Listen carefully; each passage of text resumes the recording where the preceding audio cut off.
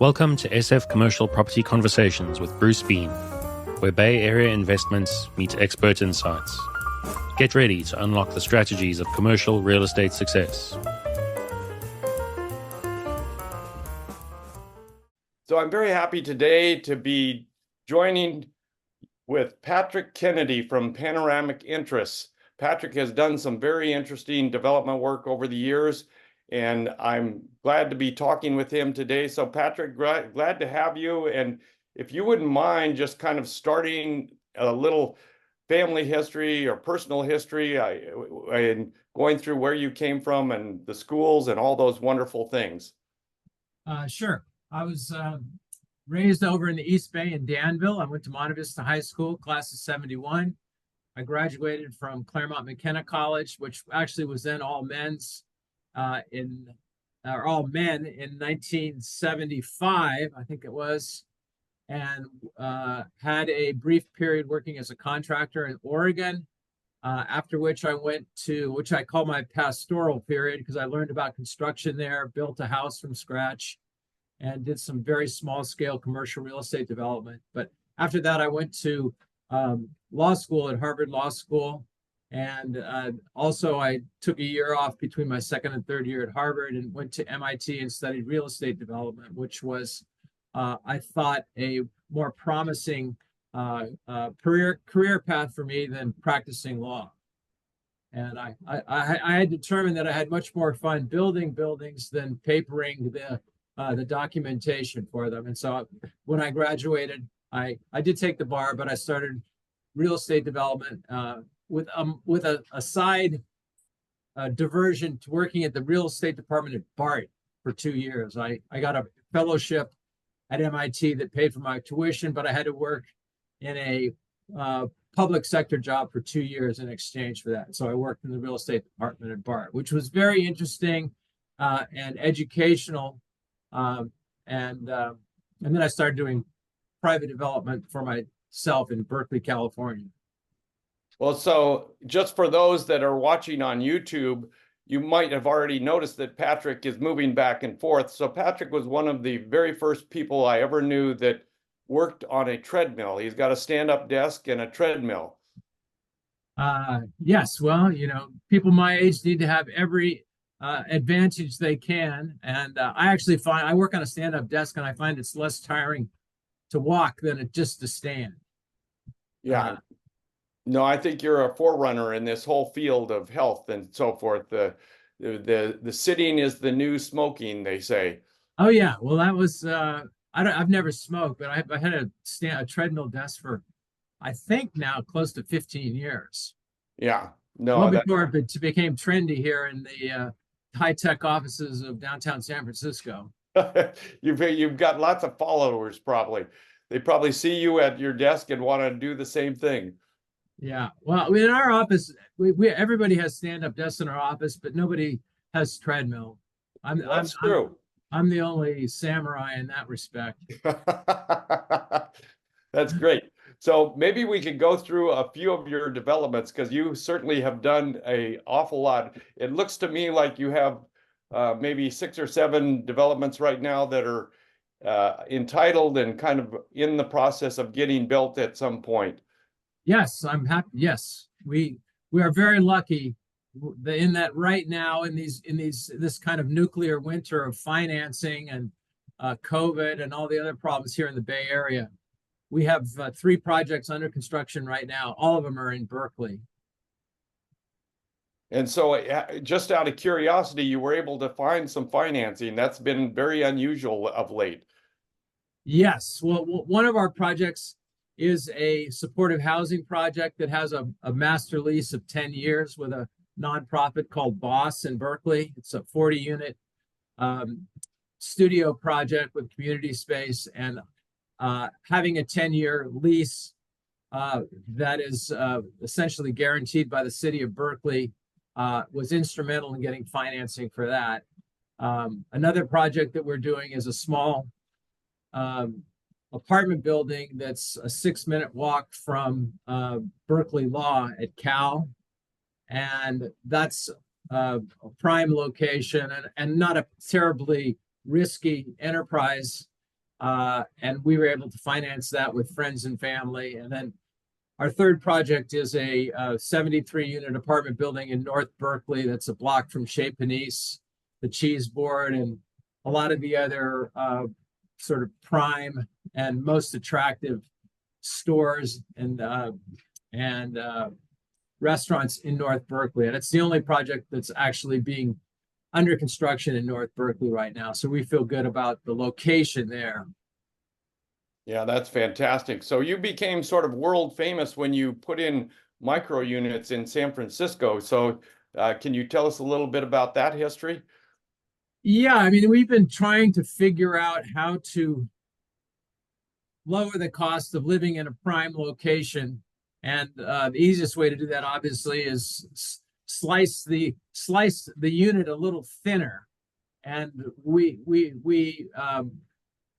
built a couple of prefab projects with small apartments, and then we built a high-rise micro apartment project at 9th and Mission, which at the time was a terrific location. This is back in 2012 because it was 1 block away from Twitter, and the Twitter relocation to 9th and Market generated a huge amount of interest in that neighborhood and a bunch of businesses that followed. And that project actually ended up being master leased to a Conservatory of Music here in San Francisco and to the design school, the California College of the Arts. So, yeah. And, for a brief time, it was very successful project. We had a coffee house in it, and the area was clearly on the upswing. Unfortunately, COVID changed all that, and the neighborhood has changed dramatically since then. We don't own the building. We actually were able to sell it to the city of San Francisco for homeless housing back in 2022 with using, among other things, the home key money that came from Governor Newsom's office. But that's fantastic. Wow, you have really gone through the whole series of things involved in putting together modular housing. You had some struggles trying to make the union, non-union part of it work, right? That was a challenge for you? Oh yeah, we're always battling the unions, and we've used unions on many projects. All of our prefab projects have had union contractors. Our high-rise micro apartment project was all union contractors.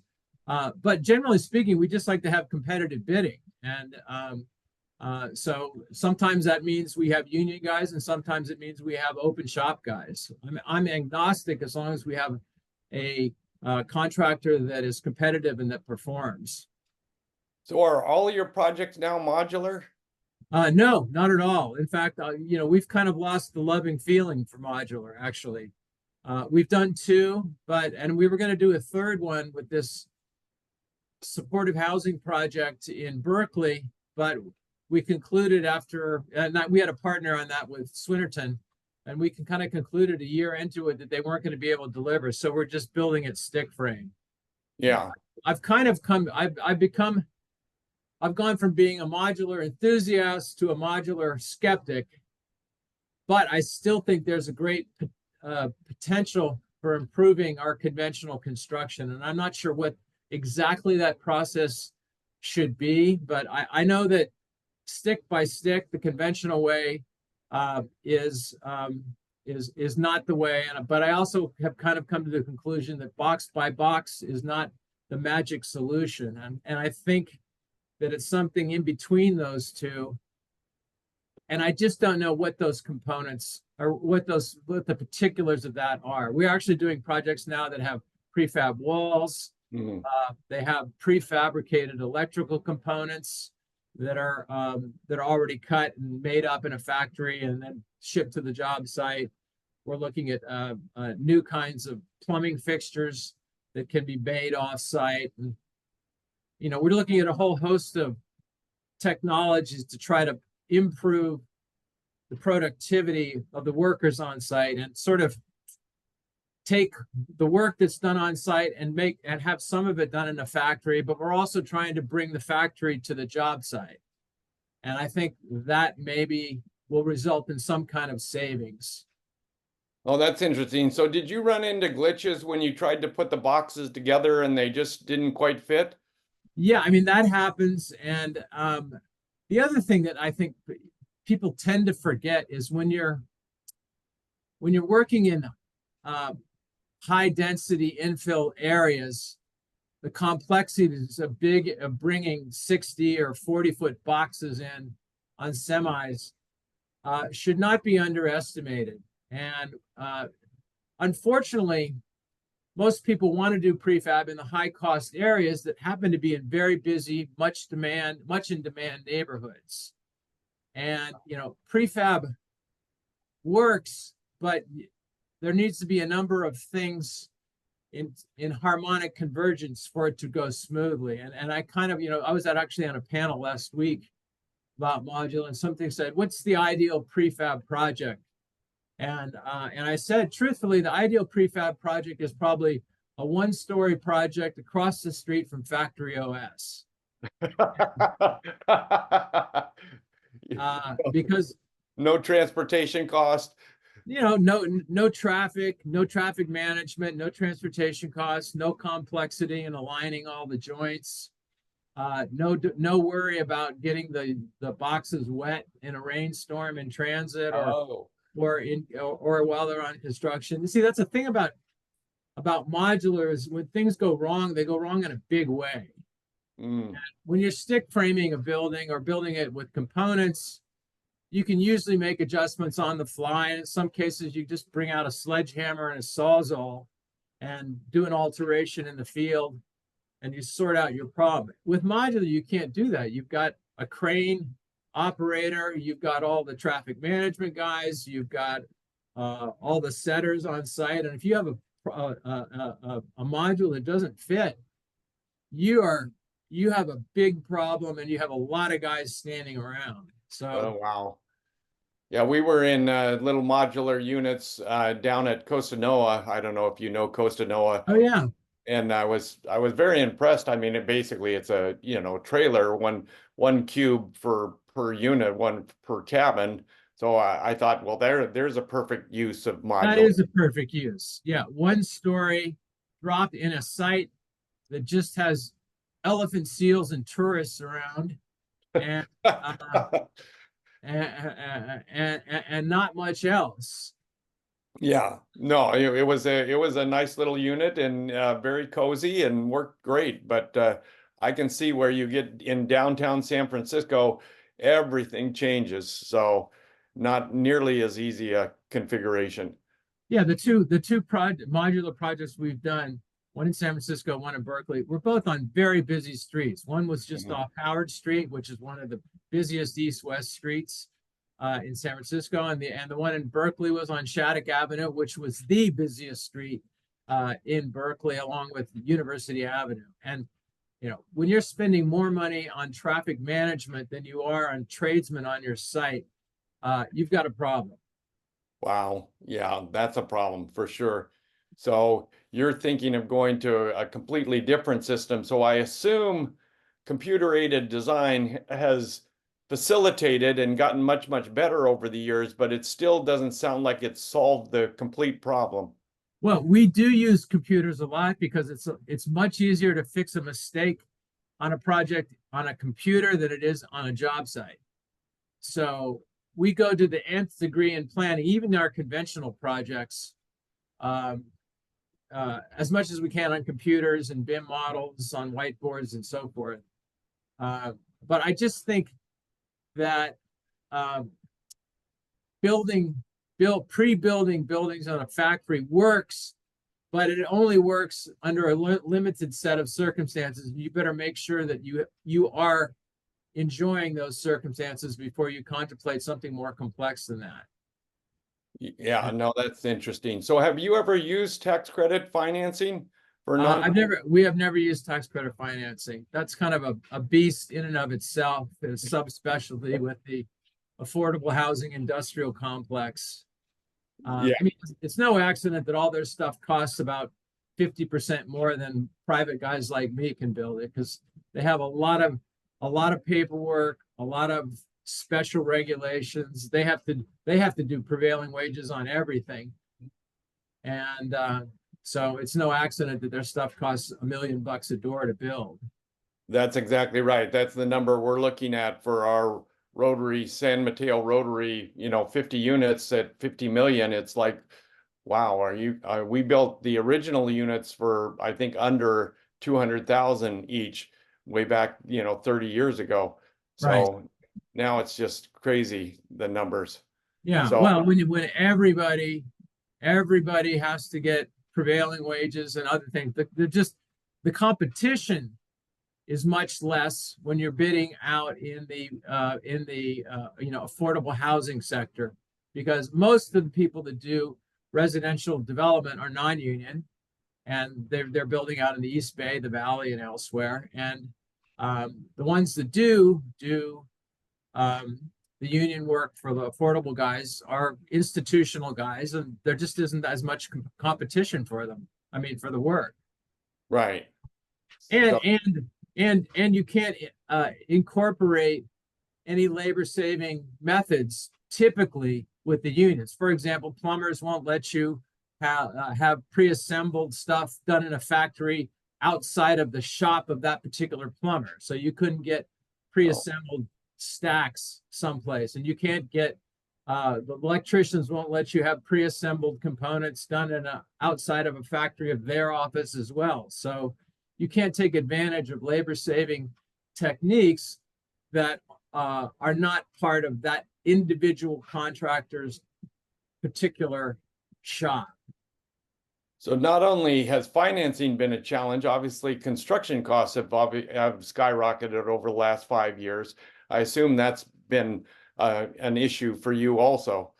Yes, although they're coming down now. We're seeing a lot more competition in our subcontractors on the stuff that we're working on. Wow, that's great news. That's fantastic news.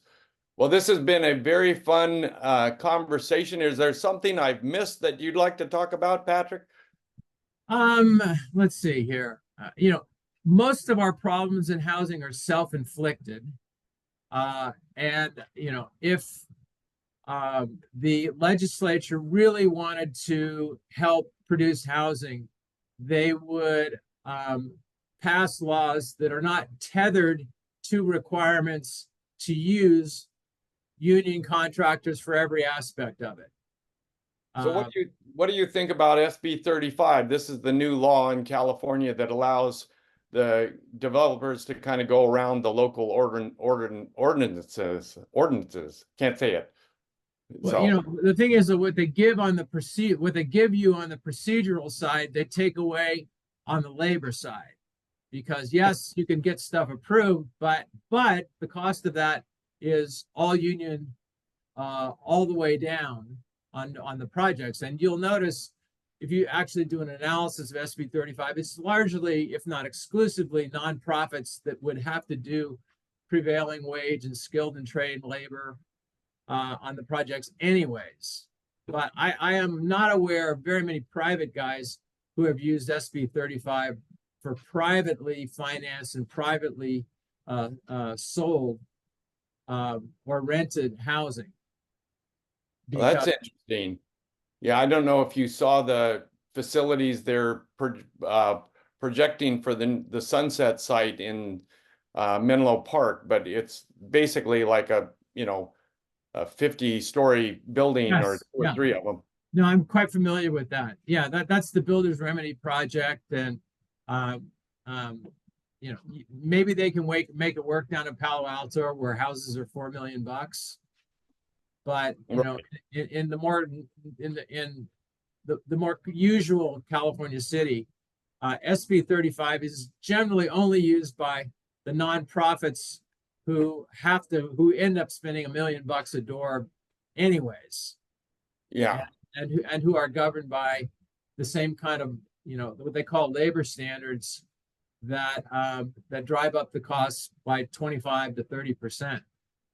Right. So if you're already at $1 million per door, if you can get more doors, then you're probably better off.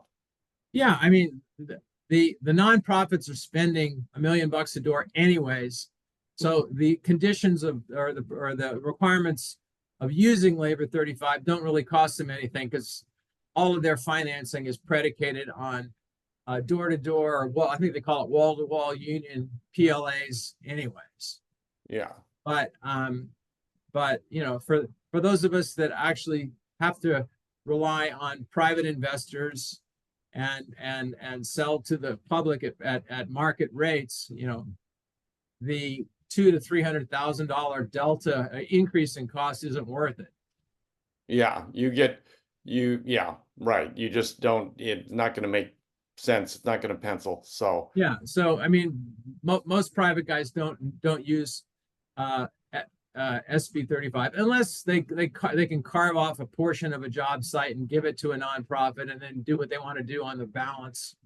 But even that does trigger the same kind of labor standard requirements that adds between 150 and 250K a door to a project. well, I think that's what, if I'm not mistaken, that's what Menlo Park was trying to do with the Sunset site, was to have some affordable housing in that gigantic facility also. Right. And so maybe they'll get nonprofits to do that. And but you know, that's a beautiful site. I mean, I love the kind of the California living ethos of the 50s that was invented there. But I'm sure housing is probably a more productive use than one-story offices on that corner in any case. Yeah, in this day and age, that's and everybody's trying to meet these housing standards, and it doesn't seem like anybody's really able to, you know, meet the quotas that the government wants us to hit. Well, yes, and that's because the legislature has not really they've been helpful in many ways for private developers with SB 330 and others, but a lot of their stuff comes at a very high price for the admission ticket, and that's usually a delta of 20 to 25% on your construction costs. Yeah, so by the time you're done, it's just not worth it to try and make it go through. So we've never been able to figure it out, but you know, we're kind of insulated, or I should say we just work in Berkeley and San Francisco, and that's about it. We haven't done anything in Peninsula. We're looking at stuff down there and in Marin, but generally speaking, the cost of invoking these laws is not worth it. So I'm sure you've run into rent control, particularly in San Francisco. So what's your experience there? Well, rent control explains why we have such a massive shortage of housing in San Francisco and Berkeley. And, you know, Berkeley is a good example because until Costa-Hawkins was passed in 1999, I think there had been nothing, and I mean nothing, built in Berkeley. But Costa-Hawkins enabled new development to be built without the looming threat of rent control on it. And that, since then, several thousand units have been built in Berkeley. And you know, I think most economists across the political spectrum agree that rent control is probably the easiest way to stop real estate development in any city and cause the rents to go up on all the new stuff or even old stuff. I mean, rent control is you know, a pretend solution to a very severe problem that can only be solved really by building more housing. I mean, we're seeing actually in Oakland the results of a housing glut. You can now rent a studio, or I should say a one-bedroom apartment in Oakland for $1,500 a month, a brand new building. Wow. But they had 9,000 or 10,000 units come online in the last couple of years, and demand has kind of cratered. So, you know, but I think that's maybe true in Redwood City. I don't think the prices have fallen that far in Redwood City, but they certainly have come down, and there's just a glut of units available there. Yeah, I mean, cities should welcome developers paying and overbuilding because it drives down prices substantially, and new housing actually attracts people that are in older units, freeing them up, and allows some savings to people that are more lower down on the housing ladder. But, you know, Well, I mean, I guess it just baffles me that rent control is still, being waved out there as the great solution to people that, for lowering rent. And I just, it baffles me that people are not educated that well to this whole concept that this is really just going to drive prices up. right. Well, I think most people don't understand the long-term consequences. It sounds great to say, oh yeah, rents are going to be frozen at 3% a year. But what they don't realize is that keeps people in apartments that they otherwise would leave. And it keeps builders from providing housing that otherwise would reduce the rents and improve the supply. But, on the surface, it's attractive. But as soon as you look under the surface, you see the consequences of it. And I don't know, Berkeley housing for a long time was horrible. And there wasn't much of it. I mean, developer or owners had zero incentive to ever fix up places. And it was disaster. Well, yeah, I mean, that whole section of Berkeley that's kind of between Telegraph and the highway is not exactly pretty. Yeah, So, right. It has since changed since the Costa-Hawkins passed, and there have been a general revision to the most onerous practices of rent control. But you just need to look at cities that have a lot of housing production and see that their rents are much, much lower. Just like the rents in the Southeast are a lot lower than they are here in San Francisco. And if you go to the other side of the valley, rents are a lot less. But I'm not sure. It's very hard to persuade people that limiting rents to a 3% increase a year and nothing more is somehow a bad thing. Because on the surface, it sounds very attractive. Very counterintuitive. Yeah, no, it's a serious problem out there. Well, I guess you and I will have to do our person-to-person lobbying down the road here. Yes, yeah, I think that's it. You really need to dive deep into the consequences and compare cities that do and do not have it to get people to understand exactly what the unintended consequences are. Exactly. Well, I think we've exhausted our conversation for the moment. I'd love to talk to you again. Anytime. If people wanted to get a hold of you, Patrick, where should they go? Patrick@panoramic.com. Very easy. Patrick at Panoramic. Well, thank you again for joining us, and I look forward to speaking to you down the road. Oh, by the one last thing, Cara said that your motto is work is more fun than fun. Work is more fun than fun. No, I didn't say that. I said development is more fun than fun. Oh, development is more fun than fun. Yeah, that's assuming you're not in the midst of COVID or a other catastrophic development event, which we just went through. I mean, that was terrible. That was the COVID period was not more fun than fun. Okay, all right. So there are moments when it's not more fun than fun, but yeah, that's when I wish. I was going to say that's when I wish I had been a life insurance salesman, but only. Oh boy. Well, it sounds like development is becoming more fun than fun once again. It is. We're happy to be on offense now after 3 years of defense. Well, with that, I think we should leave it there, and we'll look forward to talking again soon. All right. See you later. Bye-bye. That's a wrap on today's journey through the SF commercial real estate scene. Ready to share your story? Visit sfcommercialconversations.com/guest.